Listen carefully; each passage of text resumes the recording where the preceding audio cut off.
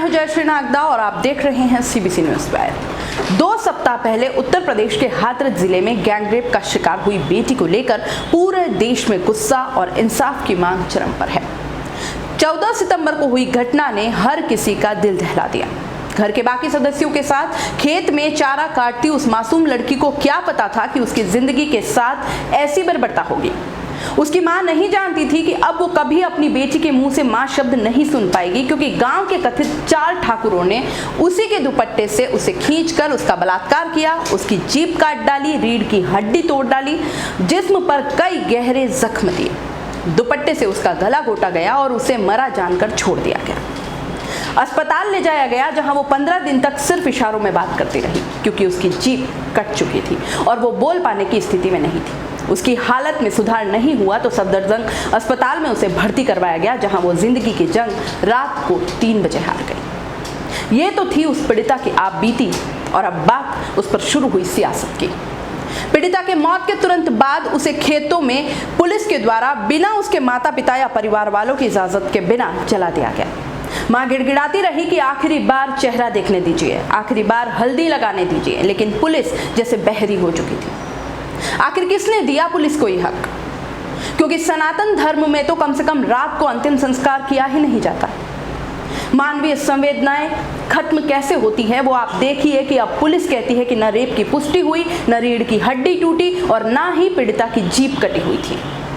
ये बात तब कही जब पीड़िता का अंतिम संस्कार करके दोबारा पोस्टमार्टम की सारी संभावनाएं पहले ही खत्म कर दी जाती हैं, और अब हाथरस का वो गांव छावनी में तब्दील किया जा चुका है। मीडिया को गांव के बाहर ही रोक दिया गया। 3 दिन बाद मीडिया को इजाजत मिली परिवार से मिलने की। उसके पहले उस परिवार से किसी को नहीं मिलने दिया गया। परिवार नजरबंद था। डीएम साहब परिवार को धमकाते नजर आते हैं कि मीडिया वाले 4 दिन में चले जाएंगे, फिर हम ही यहां रहेंगे। आखिर क्या है ऐसा जो बाकी की जनता के सामने आने से बचाना चाहते हैं? सीएम आदित्यनाथ योगी की सरकार पूरी तरह से सवालों के घेरे में है कि आखिर ऐसा क्या है जो आप छुपाना चाहते हो? क्यों पीड़ित परिवार को एसआईटी की जांच के बहाने किसी से भी मिलने से रोका जा रहा है? पत्रकारों से बदसलूकी की जा रही है। जब मीडिया को रोकने का आदेश की कॉपी दिखाने को कहा जाता है तो सब के सब बगले झांकने लग जाते हैं। किसी के पास कोई जवाब नहीं होता, जबकि यहाँ यह भी सुनने में आ रहा है कि उसी गांव के ठाकुरों और ब्राह्मणों ने पंचायत बुलाकर आरोपितों का साथ देने की ठानी है। इंसानियत मर गई है। कब उठेंगे जाति धर्म के ऊपर? कब सोचेंगे इसके तब? जब आपके घर में होगा ये तब। मैं एक सवर्ण हूं, लेकिन ऐसे किसी भी आरोपी को कड़ी सजा की पक्षधर हूं, क्योंकि मैं सवर्ण से पहले एक पत्रकार हूं और उससे भी पहले एक औरत हूं। समझ सकती हूं वो दर्द, उस बेटी का भी और उस मां का भी, क्योंकि गांव में ही कुछ ही घर दलित परिवार के हैं और ज्यादातर सवर्णों के। तो क्या इंसाफ नहीं मिलेगा? देर रात योगी सरकार ने एसपी, डीएसपी समेत 5 पुलिस अधिकारियों पर कार्रवाई की है, लेकिन ये नाकाफी है। मेरा सवाल विपक्ष से भी कि किसी पीड़िता की याद तब तक क्यों नहीं आती जब तक वो जिंदा होती है? मरने के बाद अपनी सियासत चमकाने पहुंच जाते हैं। कुछ तो शर्म कीजिए, कोई तो मौका छोड़ दीजिए।